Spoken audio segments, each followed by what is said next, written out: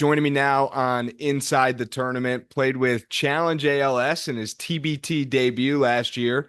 Darren Collison, welcome to the show. Hey, thanks for having me, Andrew. No problem. First thing, you were awesome in TBT. Unfortunately, got hurt at the end. We've seen some viral videos of you trying to get around your house in your boot, but how's rehab going? It's going well, especially after that fall. But no, rehab has been good. I can't really complain. Every day it's a grind, but it's a grind that I enjoy going through because it tests your mentals, everything, who you are, your character, and every day if you can get through it the best way, then you get on top of it, you'll be in good shape.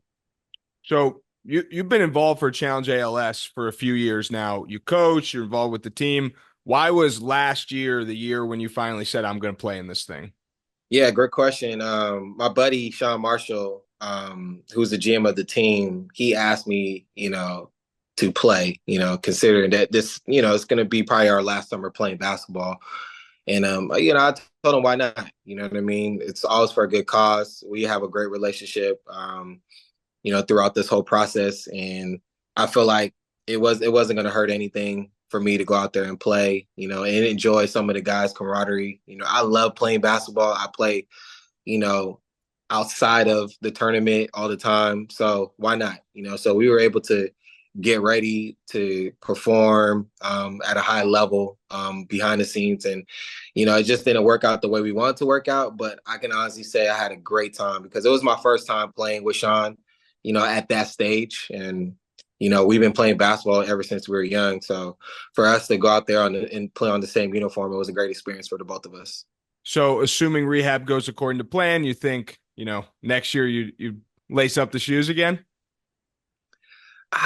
Man, I don't know. I always say I'm done, but then every time I say I'm done, I always get this itch to want to play because I love the game so much. But as of right now, I don't know. You know what I mean? Because I just want to focus on rehab. And my family as well. You know what I mean? I can't be walking around with Achilles limping and trying to take care of a family too, right? So, I'm done for the game right now, but you never know.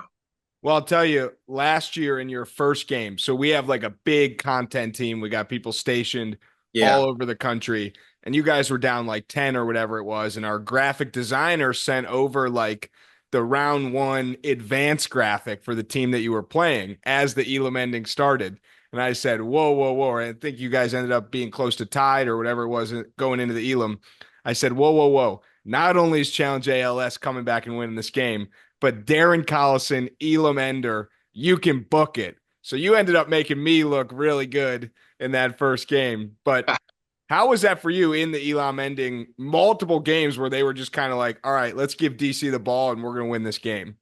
I mean, Andrew, honestly, not to sound arrogant, but if you follow my career, like the closing minutes are some of the most exciting minutes for me personally as a basketball player. And the Elam inning is similar to any closing minutes in any NBA game as well. Maybe not the situation and the score to reach, but it's pressure moments, and pressure moments to me have always been a great moment for me to showcase the type of player that I want to be in those moments. And I'll always view myself as a winner. And when I have that opportunity to help my team win, I'm going to try to take full advantage of it. And it so happened that in those moments, I got a chance to do that. Safe to say you're a fan of the Elam ending. Yes, for sure. You know what I mean. I'm I'm waiting to see if the NBA will take that next step to do it. They probably don't have to do it, but I've seen them do it a couple times in the All Star game, which was clever on their part to kind of take some of that and put it into their game. But I'm not opposed to it. You know what I mean? If they ever did it, so I think it'll be fun for the fans, and I think the players will compete a little bit harder during the end. So obviously you're a UCLA, LA, California guy, but you spent some time in Indy. For me, I grew up a big Bulls fan and also a LeBron fan. So like I remember you Yeah, on the Pacers, even though I was looking earlier doing some research, that first stint on the Pacers was what, 2 years, right? yeah, But it was two like deep playoff run years. So it felt like a much longer tenure. We had TBT in um at Butler this year. okay. just Indiana basketball in general, what was that experience like for you to play in Indy? Some of the best fans you're going to ever be around. I love being in Indianapolis, around the fans. They're passionate. They make you want to go out there every single night and not just compete for your team, but compete for them, because they're that passionate. If you ever get a chance to visit out there, not you, Andrew, in particular, but anybody as a fan, you'll see that. You'll see that from the jump that it's not just NBA. They're supporting Indiana University, Butler, like you mentioned. Women's hoops, you see Caitlin Clark, having a great rookie season, but the fans are behind her. You know what I mean? And she couldn't do it in a better position right now because of the fans. So I think at the end of the day, if you ever get a chance to play in markets like that care so much about the team, it does something to your game and it makes you want to play just as hard. We talked about Indiana. You played, I'm just going to list them off. Obviously, you played at Indy, New Orleans, Dallas, Clippers, Lakers for a few games, Sacramento. When you think back, like your top moment where you were like, this is so much fun that I'm playing in this game right now, what comes to your mind from NBA years? Oh man, there's so much to pick from. That's such a tough question because every year was a moment that was enjoyable to play for, whether you were in the playoffs or not. However, I would say that my Indiana years, being in the playoffs and trying to break through that barrier of getting further into the playoffs from being on the Indiana, was probably the most fun times that I played in, as a basketball player. Because at that time, I think we had like a long drought. You know what I mean? We haven't really kind of extended ourselves into the playoffs. We always get to the first round, maybe the second round, but we never kind of like pushed through. So every year that we were in the playoffs with Indiana, it was always fun to be a part of that experience. We got to build Darren Collison's starting five of teammates you've played with. We'll put you at the point, but who are those four other guys of anyone you've ever played with? This is gonna get me in trouble. Oh gosh. I would say my shooting guard would be Victor Oladipo. Um, Small forward, I think I would probably go with Paul George.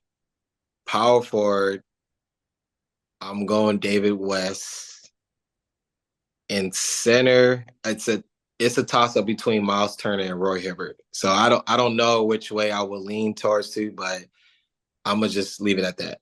Besides Reggie Miller, that's kind of just like the all-time Pacers team right there. Oh no, for sure. I mean, that's like I told you, that was probably my best times that I had. You know what I mean? As a NBA player, was playing for the Pacers. Well, then we got to take it one step further. TBT, we got to build the UCLA TBT starting lineup. You're at the point, but UCLA guys, who else you putting in those other four That's spots a TBT or that has. that have not played TBT? Maybe I'll let you pick whatever Yeah. you want. It could be guys that you played with at UCLA. It could be other guys that, were there before you or after you, but we'll say like 2008 and on. Yeah, I mean, I mean, you got to go with Russ. Um, and then I think my small forward would be Josh Shipp, who was an outstanding scorer. Many people probably don't know. If you look him up, he was a great scorer at UCLA. Power forward, I'm gonna go with Luke Maabute, who's a great defensive player, and then center, I'm gonna go with Kevin Love. So are you and all those guys you just mentioned technically Big Ten legends now? How does that work? Yeah, that's a great question. I don't know if we're Big Ten legends because we haven't played in the Big Ten, even though Pac-12 kind of had some or got some teams moved over to Big Ten, but we definitely have a mark in the Pac-12. Are you excited for this first Big Ten basketball season with the UCLA in the Big Ten? Yeah, for sure. I think a lot of talk has been over the years is can West Coast teams hang with, East Coast or Southern teams because of the physicality. But now we're about to see it on the biggest stage right now in college hoops. And I think UCLA has a good team coming into Big 12. I think Coach Mick is going to do a great job with them this year. I'm already hearing some good things in them before seasons even started. So I think Dylan Andrews Um, their starting point guard is going to have a terrific season. So I'm looking forward to seeing them play, and I think they're going to do a lot of good things. Before I get you out of here, we've kind of covered a ton, but what does your day to day look like right now? What are you doing from now over the next, 6 months? Well, we just recently had a newborn, Harley. Congratulations. So that most of my days is either spending time with my wife and my daughter. My son is always playing football or basketball, so it's either at practice or games.